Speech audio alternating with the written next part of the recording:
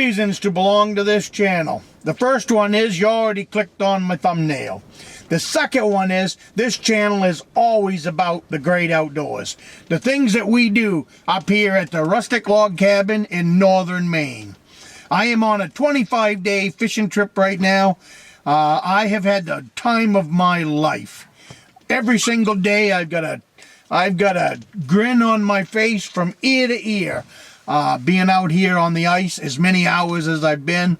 So subscribe to the channel and come on down this road with me. It's an adventure after an adventure after an adventure.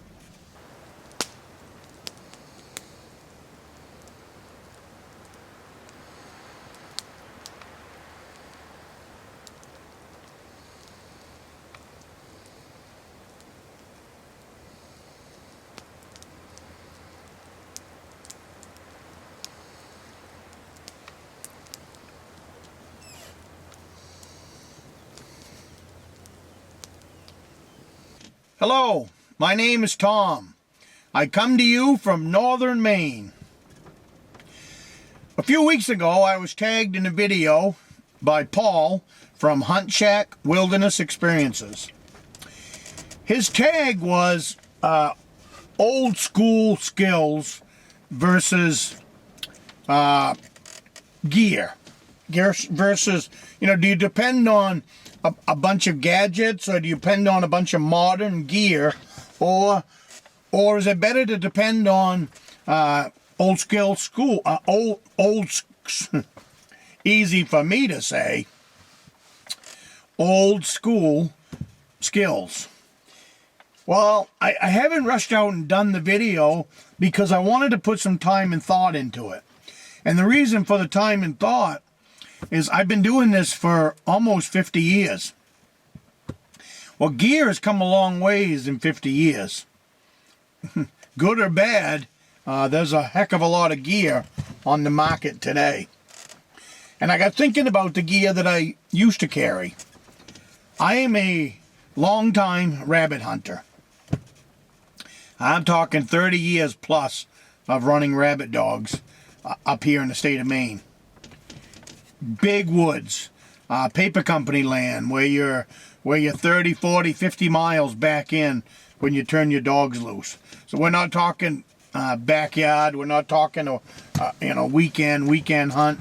We're talking 4 or 5 days in a row, 2 weeks sometimes. I had a buddy that we'd go rabbit hunting up in Cobengore, Maine, and we'd go for 2 weeks at a time. Every single day, just like this ice fishing. We rabbit hunted from 8 in the morning until 4 at night. And I got thinking about the gear that we carried back then. Because when you rabbit hunt, you can't carry a lot of gear. Where them dogs go is where you go. So you can't have a knapsack on your back full of gear. Dogs might go 5 miles in a straight line. No snowmobile trail, no paths. The only thing you've got with you is your hearing and a compass. You can hear your dogs, and you got to go get them. Where they hunt is where you hunt. They don't. Everybody's under the illusion that the dog brings a rabbit to you. That is not the case.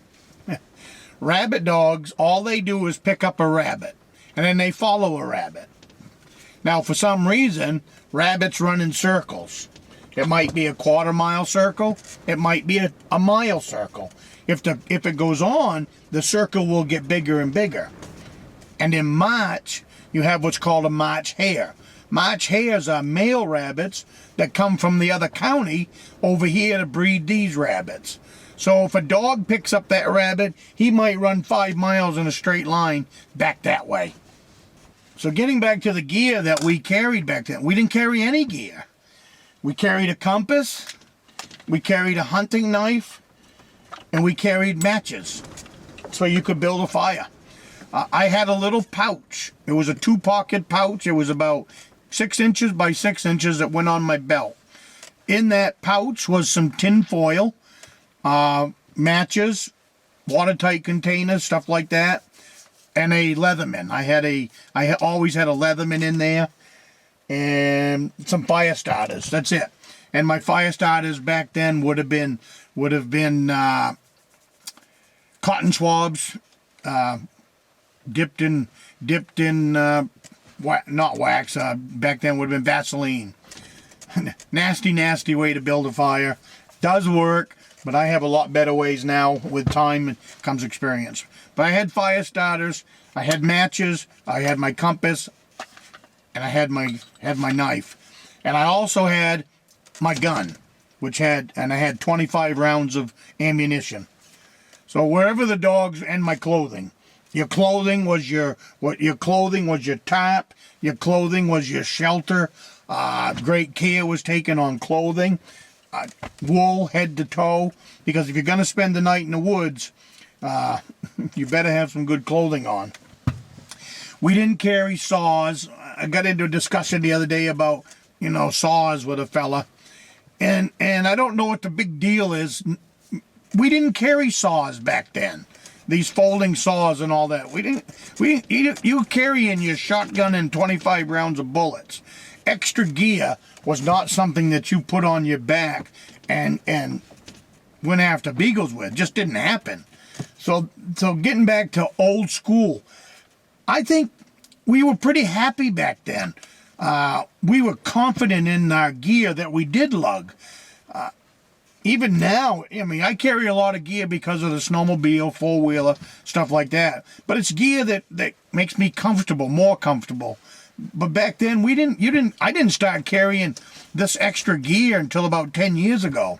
10, 12 years ago at the most. Because skills, these two hands. You don't need a saw to build a fire. You don't need an axe to build a fire. What you need is wood to build a fire starter, and a match, or a lighter, or whatever it takes to get a fire built. There's many things in the Maine forest for building a fire. Many ways to build a shelter out there. So we didn't carry, you look at a lot of these packs now that modern woodsmen are carrying. 20 pounds, 30 pounds. I know the gear it's fun to have, but the gear doesn't make the man. The gear doesn't make the woodsman. The hands, the skills, what you know up here is what makes the man out here. Or down, get in that shoreline there. I like to bring people out when the conditions are as bad as it is. I had a guy with me last week out here, that day that I was out here ice fishing, minus 40. I said, go in the woods there now and build a shelter. Most people think it's easy as pie. Nothing is easy as pie in those conditions. So you better have in your gear, your gadgety gear is not going to help you in those conditions. It's just not going to. A tarp, a folding tarp, that in a windy day, try putting that up with 40-mile-an-hour gust of wind. Have fun. You need to get back in a cove. You need to get back in the woods, and you need to get back in there, and that's the only way you're going to get a shelter built. The sad reality is that most modern-day sportsmen nowadays think that the gear is what makes them. And in my world, it's just the opposite. You probably should go out in the bush and learn how to do things without any gear. Go out and practice building a fire without any gear. At the most, this much equipment. At the most. I've got a hunting knife. I've got a compass. I do have a very small saw.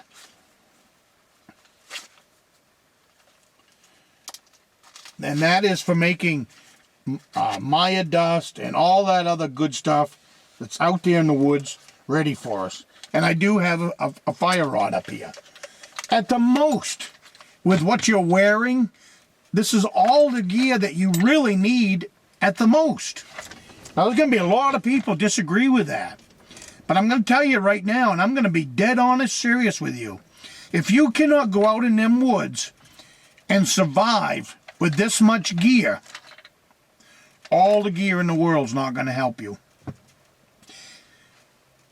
If you're a hunter or a fisherman, you got to keep your gear fairly to a minimum. Like I said about rabbit hunting. This would be heavy after 8 hours of chasing a dog. So probably back then I wouldn't have carried this. I do like these ferro rods. I probably would have carried this. But these three things right here, with your gun and with your bullets, you got your hands full. And you're not gonna, I mean, you seen my, I don't know if you say, watch one of my videos where my wife gave me a nice big new coat. That's what you'd be wearing. And you'd have wool pants on, you'd have a nice wool hat on. And then everything else you're gonna get to survive right out there. What's the reason for the tinfoil that was in my thing? In my little pouch. It was that little 8-inch pouch. The reason for that tinfoil is almost every day we shot rabbits. It was, you know, when you got rabid dogs and hunting rabbits, it's you're gonna have a rabbit. I can't remember a day ever going home with no rabbit. And most of the time 2 or 3 rabbits. So if you are spending the night, you got 3 rabbits or you've got 1 rabbit, you've got your supper. And some of that meat wrapped up in some tinfoil was a lot better than just being cooked over the fire. You could cook it a little slower. With the rabbits, what you do with those, we done it more than once at lunchtime, is skin out the rabbits, leave the feet, you take the hindquarters off, leave the feet on the hind quarter. And then you can cook that in the fire and you can use the foot as a handle so that the handle doesn't get in the fire, but the whole rabbit thigh is cooking. So when you're done, you can take that out of the fire. You got the foot as a handle and you can eat it. I want to check my traps.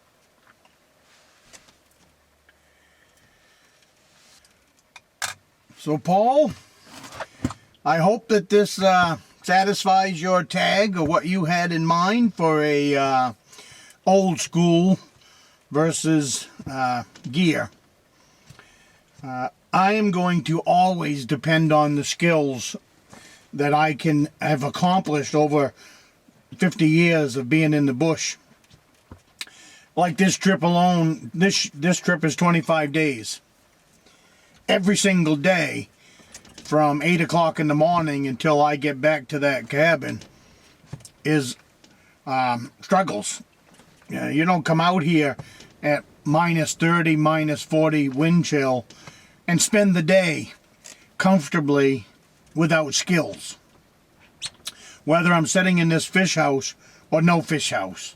The fish house I bring because it's comfortable. And if you look at this fish house, it's old school fish house. I've had new fish houses from the store. I hated them every minute. Cold. Them folding things are always wet and damp. That's just another rabbit trail to go down. Give me old school any day of the week. And skills. I can't say it enough for anyone getting into being a woodsman or being an outdoors person. Learn your skills before you get heavy on the gadgets, and you'll find out just how many gadgets you really don't need. Take it to the bank. Take it to the bank if someone has spent a lifetime doing this stuff. So I would like to keep this tag going. I believe it is that good of a tag. And I have put some thought into this, and I have 2 young people I'd like to tag. I'd like to tag Travis from Shasta Valley. The reason for it is he is a young man. They just had a new baby daughter. I'm not exactly sure how old he is, but he spends a lot of time in the woods. So I would like to see where his head is at when it comes to gear. Does he feel some of the old techniques maybe could be brought forward instead of a pack full of gear? So Travis, this is for you. I'm going to tag you, and I'm going to tag your brother, Jack D. I'm a little afraid of you, Jack. See where you're going to head down the road with this. But check out both of these guys' channels. They take on the outdoors with a different set of eyes. a lot younger than I am. I mean, I'm just a young pup, but you know, they're not that they're new at it, but they might have a different take on it. I guess is what I'm getting at. I believe they both have done the outdoor stuff since they were little kids, from watching their videos and stuff like that. So have fun with it. And the other one I'd like to tag, because I know he's full of old school technology. I can tell from his videos. I've only been watching his channel for a couple of months now, I guess. But the name of his channel is SD Mountain Man, so that people can see you and go check you out. Some of the stuff that you're doing on your channel, I think, is great. So go check out those 3 channels, and I hope you guys take up this tag.